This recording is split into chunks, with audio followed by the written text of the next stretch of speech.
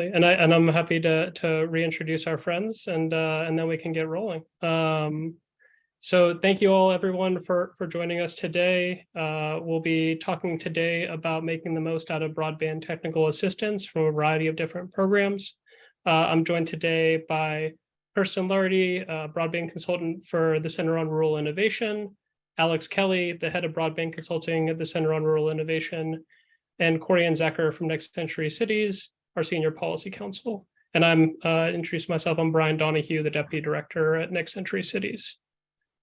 On the agenda today, we'll include what to expect from technical assistance, also challenges of technical assistance that a lot of communities have been facing, and additionally, federal funding and additional flexible funding sources for technical assistance, including some of the various state programs that have been deployed and have been successful, and some upcoming programs.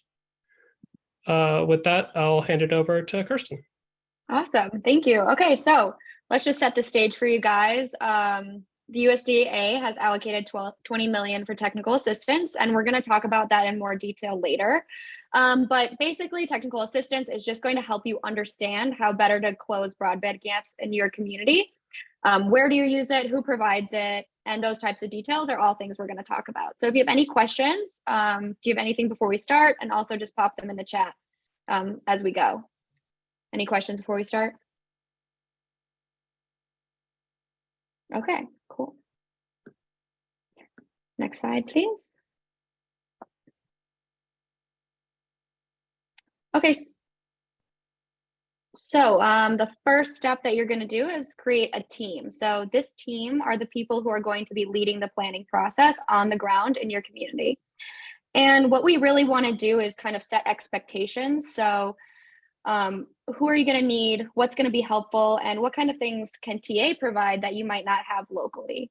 So the members of the core group need to be aware that broadband planning is sometimes a long process. It can be frustrating and complicated. So a willingness to learn is really important, and a long-term commitment is also very important. To put a number on it, we'd say at least 5 hours of time per week towards the planning process, and at least a year commitment. Now, that's something that everyone in your group is definitely going to need in order to have a successful planning process, but there are also things that could be helpful. So things that people could have that are helpful are technical experience, expertise, financial expertise, or legal expertise. So, you know, in the process of business modeling, cost estimation, those types of people can be helpful. In addition, who in your community has good networks? So whether that's in the school, human services department, businesses. So kind of getting a good view on where what people in your community need that can be helpful in this group. And then, of course, people in positions of political organizations. So anyone that has convening power, the power to, you know, share information, things like that, those are also helpful. Now, you're not going to, maybe you're not going to find all of these skills in your community. So that's where you'd bring in technical assistance. This is not a comprehensive list by any means. So every community is very, very unique. But for the most part, you know, tech evaluations, cost estimations, funding strategies. If you need help, you know, negotiating and structuring public-private partnerships, those are things that TA can help you with. So. Cool. Is this me? Am I picking up here? So I think, you know, as Kirsten was saying, the number one thing to start with is assembling the core team of people on the community side that's going to be the community representatives in this process. And you know, I think going into it, and even as you assemble that team, as you think about even pursuing technical assistance for broadband planning, it's important to just be on the same page, remind yourselves what the goals are. You know, when you go out and find technical assistance or procure technical assistance, I would keep these things in mind. And these are things that are appropriate to vet technical assistance providers with these lenses, as well as just have this be the stated goal from the beginning. So obviously, the best technical assistance, and in fact, the only effective technical assistance, is tailored to the local context, geography, and culture. You know, it is unfortunately far too easy to be a technical assistance provider and copy and paste and use kind of cookie cutter advice, community to community. That unfortunately is not what is most useful. So any technical assistance that you pursue needs to be tailored to the local context. And that's partly why assembling such a strong stakeholder team on your end is important, because that will allow you to ask the right questions, push your technical assistance providers in the right ways, and make sure that what they're providing to you is as centered around the community as possible.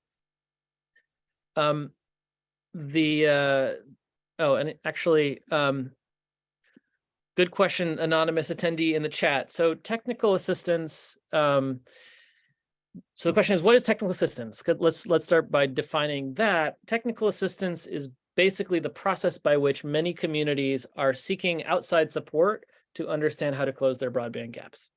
And you could call this a number of other names. Some people will hire a broadband consultant. Some people will hire someone to do a feasibility study, but basically it's short-term expertise provided by an outside entity to help you understand how to move forward in your particular area. And getting back to this list here, and we'll spend more time talking about this, but your stakeholder group, that's the community side of the technical assistance, needs to be heavily involved, because your technical assistance provider, your consultant, really needs to create a plan that supports your goals, obviously, but also fits within the abilities and capacity of the community. And we've seen many times someone will provide a plan to the community that is far more ambitious than what the community wants to pursue. For example, they will provide a feasibility study for starting a full new network, municipally owned network. And if that's not calibrated to where the community is at, that's the wrong path, right?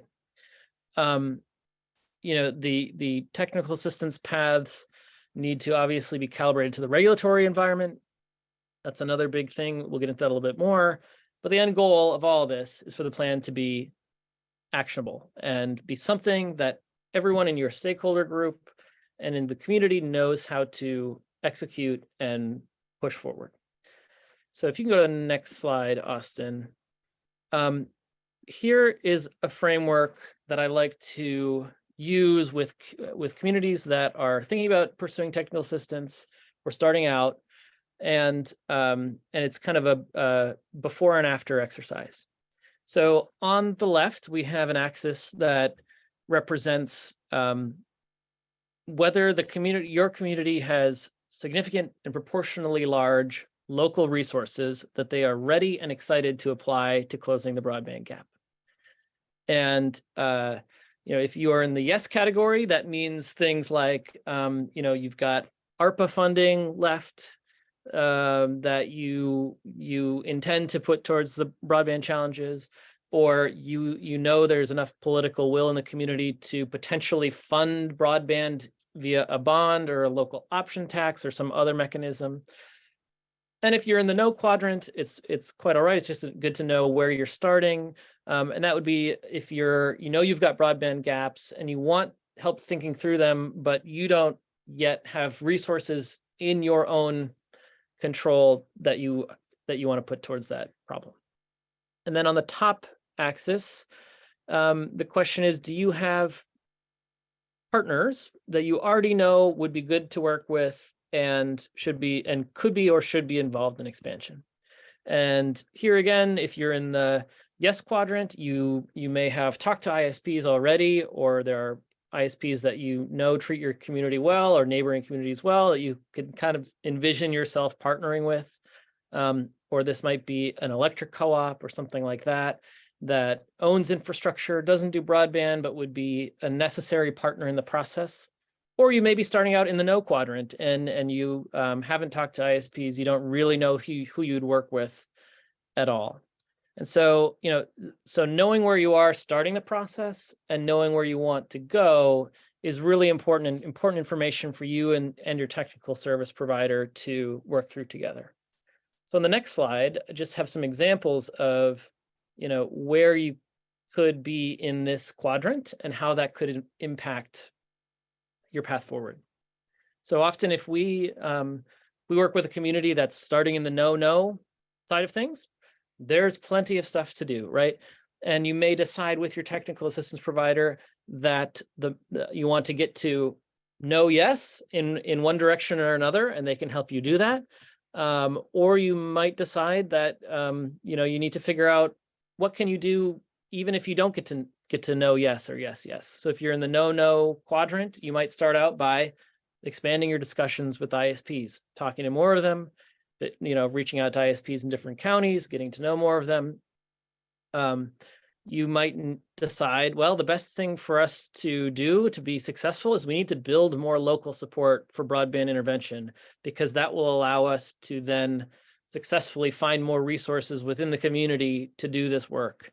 Or you might decide, well, maybe we can't close the broadband gaps with a lot of resources, but what we can do is we can work on some adoption-related broadband challenges. If you're in the, don't have significant, resources to commit to the problem, but there are definitely good ISPs that you'd want to work with. So we're in the upper right quadrant. Your path forward might be on focusing on supporting their grant applications, right? Helping them round up letters of support, helping them score as much on their grants as possible, providing them with data, making sure that they focus their time and energy on your community rather than another community. If you're in the, not sure if you have good partners around yet, but you have resources that you want to put towards this, that's the kind of community that might consider, a municipally run network. That's the kind of community that could use their resources to attract a new ISP that might not be in the area. And then obviously, if you've got both resources and potential partners, you've got a lot of options, including all of the options on this page. So I just think it's very important in order to calibrate your path towards what would be possible in your community, to use a framework kind of like this to think through, where are we, where do we want to go? And then you can ask your technical assistance provider to support you in that process. On the next slide. So we talked about this a little. I think we can move on, but basically, the more yeses you can have in that quadrant, the more paths open to you. And so technical assistance might mean starting in the no quadrant, but figuring out how to get to a yes. Next slide, Austin. So talk a little bit about where we've seen technical assistance processes work well and the challenges as well. So here I think are the three things that I would make people aware of before they begin. Number one, we've seen technical assistance processes not spend enough time empowering the stakeholder team with enough information. And what I mean by that is it would be a technical assistance provider that you hire, they go off, make a plan, they don't bring you along through the whole process. They don't explain what they're doing and why. They don't include you on, stakeholder interviews or whatever else. And you're left with a plan that may or may not be, workable, but you haven't built a foundation of information along the way to make sure you can implement it. And the other side of that is, no broadband plan should be static. It's a very dynamic environment with broadband, and the plan is going to need to be a living document, even if the technical assistance providers can't stay with you the whole way, right? If it's a short-term engagement. And so, the risk of not empowering the public sector with information through the process means that they'll be less able to update the plan or bob and weave as things change once as it rolls out. The second thing that I think is a real challenge with broadband planning is that every community has its own political considerations, political challenges, and every community has people who, if they get upset about a plan or they don't feel like they were consulted, they could pull the e-brake on it or throw a wrench in it. And so, making sure you have a broad stakeholder core group that tries to bring everyone in from the beginning as much as possible is important here, but also making sure that your technical assistance providers know that even if someone's not in the core stakeholder group, they need to be talking to so-and-so, or they need to be talking to so-and-so along the way to make sure that nobody at the end of it can say, oh, I wasn't consulted, and so I don't want to, I want to oppose this project. And then lastly, and this gets to something I mentioned earlier, plans really need to be suited to the capacity and ambition of the community. And this gets back to that quadrant. Seen too many times when technical assistance pushes a community towards an expensive option when the community knows that they're not ready to pay for that, for example. And so the plans really, and you get into trouble there when the consultant is used to doing kind of a cookie cutter formula.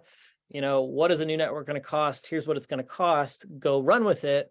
Whereas instead, you really want technical assistance providers to help you build your capacity while at the same time not constraining their plan or calibrating their plan rather to what the community is actually likely to achieve. And that's what makes it actionable.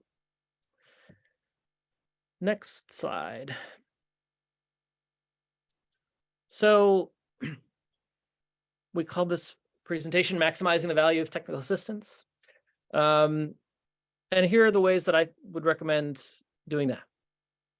Number one, you have to be willing, and your core group has to be willing to develop a foundational understanding of broadband technologies and deployment processes, ideally before the project starts, but along with the project at the very least. And this is, again, to make sure that whatever plan comes together can be executed. You know the right questions to ask of your partners. You know the ways to provide accountability and oversight. When a partner's telling you something that is, stretching the truth or trying to sell you something that isn't valuable. And that foundational understanding is just one of the most important things of just the process, the technology, how things work. There are a lot of technical assistance providers out there, and very important, as with any kind of contractual relationship you might be entering into, review past work and references, and ask them questions about how they calibrate their plans to the capacity and ambition of the community. Ask them questions about some of the concepts we've talked about today. I would also say, even if you, I would also say it's there's tons of examples of broadband feasibility studies and work product online from consultants.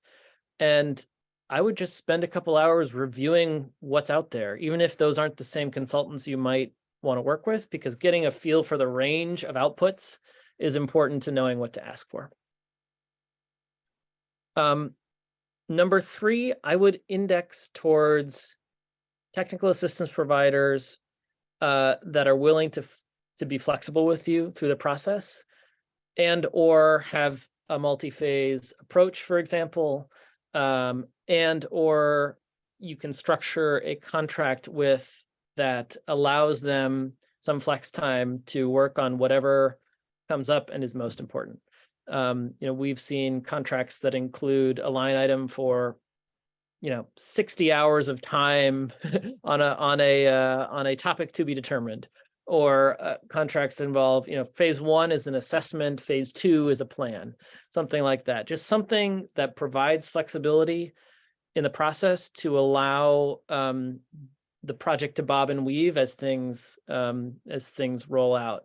Where we've seen this as a bit of a challenge, and sometimes governments, I understand why governments tend to want to do this, but if you create a scope that's a whole checklist of boxes that the technical assistance provider needs to check, that can lead you down paths that ultimately aren't as valuable to the community because the technical assistance provider focuses on checking the boxes rather than using their expertise to help guide you to a path forward. So I think there's always a little tension there, but I would just encourage thinking about how some flexibility could be built into the process. And then lastly, I know as a technical assistance provider that my clients that insist on regular check-ins, they get more of my time, and that's what they should be doing. That everyone obviously is busy. There's a lot going on, but for the sake of learning, following along with the process, and getting the best product at the end, I would highly recommend insisting on regular check-ins with whoever your technical assistance provider is, weekly or every other week, something like that. I think we can go on to the next slide and one more, and then this may be where I hand it off. Or maybe not. Awesome. I think this is me, and then I'll hand it off. So one of the impetuses for this webinar to begin with is that the USDA announced a large batch of technical assistance resources available. Here's a quick summary of those resources. But the top line is that it's very flexible. A lot of entities can apply. It can go directly to units of government. It can go directly to technical assistance providers. There's different buckets for each, which you can see there on the right-hand side.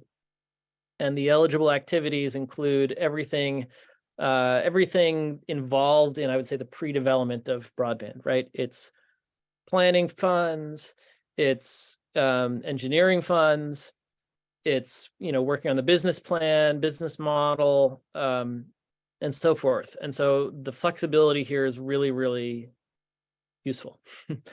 I think the trickiest thing with these funds is figuring out the eligible service areas, as well as there are particular areas that will score better than others. And I would just encourage you to go on the USDA's map on their website to figure this out, because they have a map that makes it very clear, what communities are target communities for them. And deadline is June 20th, as we broadcast in red.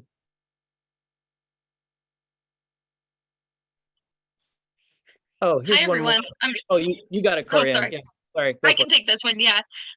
I'll give Alex a break from talking. Hi, everyone. I'm Cori Anzacker, Senior Policy Counsel at Next Century Cities. And yeah, to just pick up where Alex started us off strong, talking about how you actually get technical assistance. And I think one of the biggest things that we're seeing right now is that philanthropy is playing a really big role. So the Just Transition Fund is really just one example. They do work in coal-impacted communities.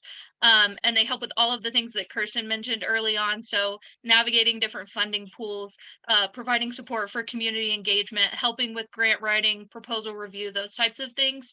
And then I will also flag some local philanthropy, because it's hard to put all of these on a slide, but we've seen a lot of great examples in New Mexico is one example, Baltimore, Maryland is another, where philanthropy is really coming in and trying to help community organizations and local governments navigate some of these things. And one thing that I would flag there is that this might mean that you have a little bit of work to do on the front end to build that relationship with them and help them see how broadband fits with their portfolio. So like there are lots of different priorities areas that philanthropy has. So helping them see that broadband is a pathway for so many other things, education, economic development, so many things that are really important for communities. So that may require you to talk to them about how this fits in with their other priorities, but I think that's a really great pathway that people are exploring, and that's helping more people than ever get technical assistance. And I think you can go on to the next slide, Brian. Thank you. Oops, sorry. So this next slide, these are really just examples. I pulled a couple of states that I think show a good range of services that are available. And I see lots of people in the chat that are from all over the US. So I'm sorry that we couldn't get to every single state, but I'm hoping this is a helpful intro into what some states are doing. And the first is California. So they have a local agency technical assistance program. So they used some of their ARPA funding and set up a broadband program. It was a big $6 billion program that included funding for middle mile, last mile, and they also set 50 million aside for technical assistance for local governments and tribal governments. And that pretty much immediately they got more requests than they had funding for. So I think this is really good for other states to consider. And if you're in a state that doesn't have one, really pushing them to use some of their BEAD funding for this, I think is really helping us get new people involved in the broadband space and helping communities really have a voice in what's happening with the infrastructure that's being put in place under the BEAD program. And then Colorado is also really interesting. They're the only state that I know of that has a Department of Local Affairs that just, they're a state department, but their goal is just to help local governments apply for grants, get grant funding, and also they provide technical assistance. So one example is that they've worked with the Northwest Colorado Council of Governments, and each of them, DOLA and then the Council of Governments, each provided 50% funding for a technical assistance program. And they've been doing this for a long time, like for the last 10 years or so. So they have a lot of experience in it. And really all over the state, regional associations play a huge role. And actually 12 of the region, or the state's broken up into 12 regions, and all 12 already have broadband strategic plans completed because the state has been really proactive in providing technical assistance to local governments. So that's really awesome. And they really work on developing long-term relationships that outlast single programs, so that local people really have a point person at the state that they can talk to. And then the next program, Illinois. So this is interesting because they partnered with Benton, which is a national nonprofit that focuses on broadband, and they do it sort of cohort style. So they have a 6-month program. They got in their first round, they had 12 communities come in, and they really get to work together and sort of brainstorm together. And then they also have access to 50 hours of consulting help. So they really get to see what other communities are doing at the same time that they're also working on their own plans, which I think is great. And that it's also the Illinois Broadband Office is sponsoring it, so in part. So the state is involved, but it's really an example of kind of a nonprofit state partnership. And then Michigan is the other end of the spectrum. We're sort of going along the line where California is all state, Colorado is state and regional, Illinois is state nonprofit, and then Michigan, a lot of the support has been available through their academic network. So the Merit Network is their state research and education network that connects to all the universities and research centers. And they offer technical support for local communities, especially to help with mapping and the challenge process. That's something that's become a really big issue in Michigan because the state, they need to help improve the state map so that they can get funding to their communities. So that's really awesome. They also have a great guide. Just if you're in another state, I think it's worth checking out their toolkit because it has a lot of support. And I think that is a really good segue, Brian, if we can go to the next slide, which is that if you're in a state that doesn't have anything, we hope that you'll think of us as supporters of you, and we're happy to support you through the Broadband Hub. So there's tons of resources online. It's a free platform. All of us are the people behind the scenes who are helping out. So our goal is just to support communities and to help them have their best to help them implement their best broadband program. So with that, I will turn it back over to Brian, and thank you all so much. Yeah, thank you so much for that helpful content. Corianne, Alex, and Kirsten, really appreciate it. I think at this point, we're ready to open up for questions. I think that there are some questions in the chat that were in the Q&A. Austin is there. You may point those out. Oh, there's no Q&A questions. One I can add. Oh yeah, I'll drop the deck. Yep.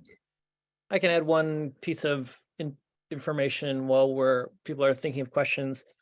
The Just Transition Fund opportunity that Corianne shared for coal impacted communities is well worth checking out. And I say that because that entity's website has a map of states that are particularly coal impacted, but really any community that can point to a connection to the coal life cycle, whether you have a coal-fired plant in your community or nearby, even a decommissioned one anywhere in the country can qualify. And so that is it's a fairly easy application. So that's the first place that I encourage people to look if they're looking for resources for broadband technical assistance.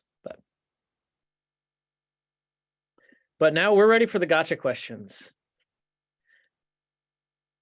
And I think folks can let themselves off mute too if they want to talk that way.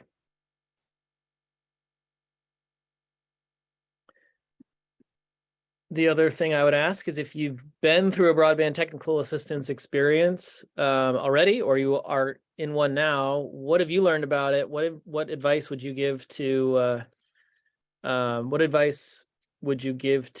people who are starting to go through that? Oh, we've got a Q&A question. Yes, a link to the map on the USDA's website for areas eligible for funding. Yes, I think we can pull that up and share that. And we'll definitely put it in the follow-up email. If someone has the skills to grab it while we're talking and share it, then we'll do that as well. And then another question is NTIA or Treasury providing its own technical assistance resources for BEAD and capital projects fund? I have the short answer to that is no, not really. NTIA is providing sample guidance on certain key questions that states in particular are needing to answer. So sample challenge processes and sample some kind of grant parameters, for example, but nothing directly all the way down to the community level. I think the range of technical assistance being provided is mostly at the state level, as Corianne was talking about, the USDA, and then via private philanthropy, either Just Transition Fund. There's a few others to throw out there. There's a group called Connect Humanity that's funding a lot of broadband technical assistance. Rural LISC, if anyone is in a community that has as a member of LISC, they've been providing broadband technical assistance. And frankly, I think, there are family foundations with a regional focus all over the country that, as Corianne mentioned, you can approach and share your story, and a lot of family foundations are funding broadband technical assistance as well. And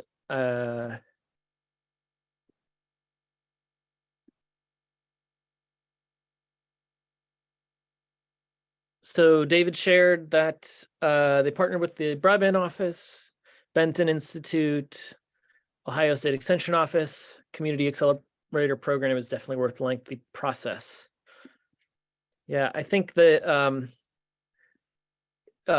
interesting to clarify that it was a lengthy process, David, and I think that is that should be everyone's expectation going into it.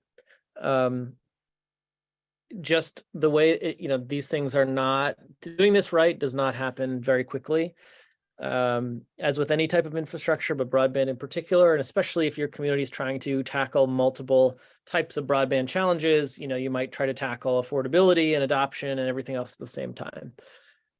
What I would say is that if you're intending to do technical assistance in advance of BEAD funds becoming available, it is best to start as soon as you can, but there's certainly still time to do that this year and do it right before BEAD funding is available at the very end of this year, more likely early next year. The other thing that I would share is that a well-crafted broadband plan should help you find, pursue funding or fund a project, regardless of whether it is with BEAD or something else. And so I wouldn't shy away from creating a broadband plan even if for whatever reason you can't start until this fall or something else, because there's a lot of funding out there. Different agencies, private entities are funding it, and a solid business plan, a solid broadband plan, should be fundable regardless of what resources you have in mind.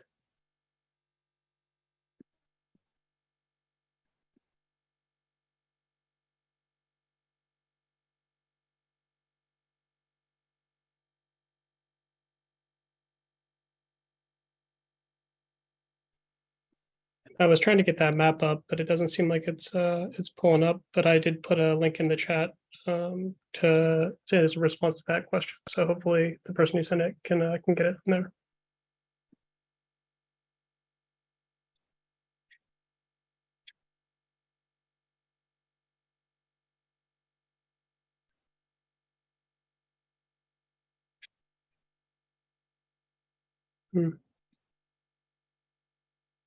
All right, well, we'll hang around for a little bit longer in case other people have questions they want to pop in the chat. If not, feel free to reach out to us by email. Happy to chat or answer questions we didn't get to, or set up one-on-one time to talk, just to talk through your situation in particular.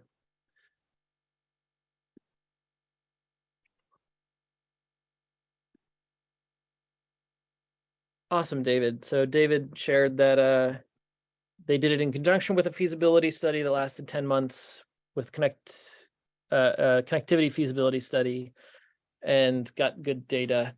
That's a great point about the data. I mean, we can talk about it in particular, but that's another piece that technical assistance can really be helpful with. I think, as with everything, it depends a little bit on the state and regulatory context, what types of data you need collected or want help collecting. But that's another reason why the process can be lengthy, because collecting that data is not easy. And open question. Can we see the last slide? Yes. Last slide again, if you wouldn't mind, Brian. Yep, one sec.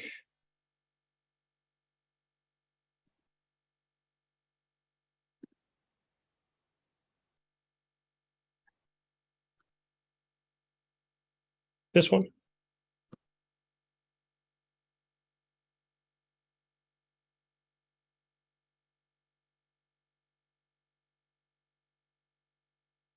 But the last side, that's okay.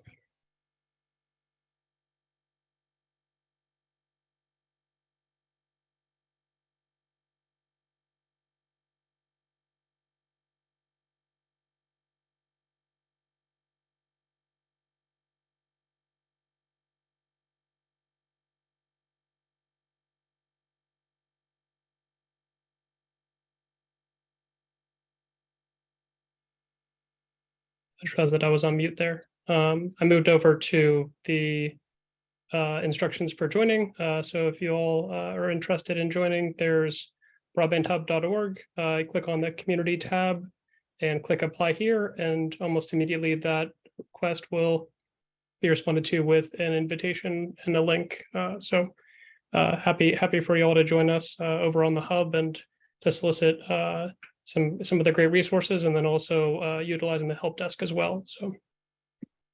And if you guys have any questions or issues signing up, feel free to shoot me or Alex or anyone on this an email, because it is in a testing mode. So we are still having, there could be some sec issues that pop up. So just feel free to reach out directly if you have any questions or anything like that. Cool. And I'll take the last question here in the chat, which is a really great question. Is there a difference in how you view technical assistance for rural communities versus urban communities? I think fundamentally, no. Technical assistance should start in any context with helping the public sector understand in as granular of a way as possible what their particular challenges are. And that's where it starts to diverge. But fundamentally, the first step is quantify and describe in detail the challenges you want to solve for, and that may be the same in rural communities or urban communities, but that may be also different. And so once you do that together, it's about, you know, creating a solutions to those gaps that fit the community's resources and capacity and ambition. But I would say, you know, the process should basically begin the same. I hope that helps. I think we could spend a lot of time talking about how broadband challenges are similar or different in rural versus urban. I think, you know, I would make sure that your technical assistance provider has experience in whatever your context is. Definitely, because, you know, you don't get 200 unit multifamily buildings in in rural areas always. And so, you know, if it turns out that, you know, helping rewire or bring competition to large multifamily affordable housing units becomes the number one issue you want to tackle, you want to, you know, figure out someone who has had experience in those contexts before, just to use an example. And vice versa with rural, if it's about getting to the last mile, doing the engineering and cost estimation and understanding the strategies for doing that, right? That's a particular challenge that you don't get in urban areas where the reasons for the broadband gaps are often different. So if I could just jump in to amplify something that Alex said earlier about looking at other plans. I think one thing we see a lot is that communities want to look at plans from communities that are similarly sized, because I feel like that kind of gives you a better idea of what other communities have faced that are in a similar situation. So if you're a rural community looking at a plan from another rural community, or if you're taking a regional approach, looking at some of the regional planning, I think that can be really helpful because you do get to see some of the high level common issues that are occurring across those same communities.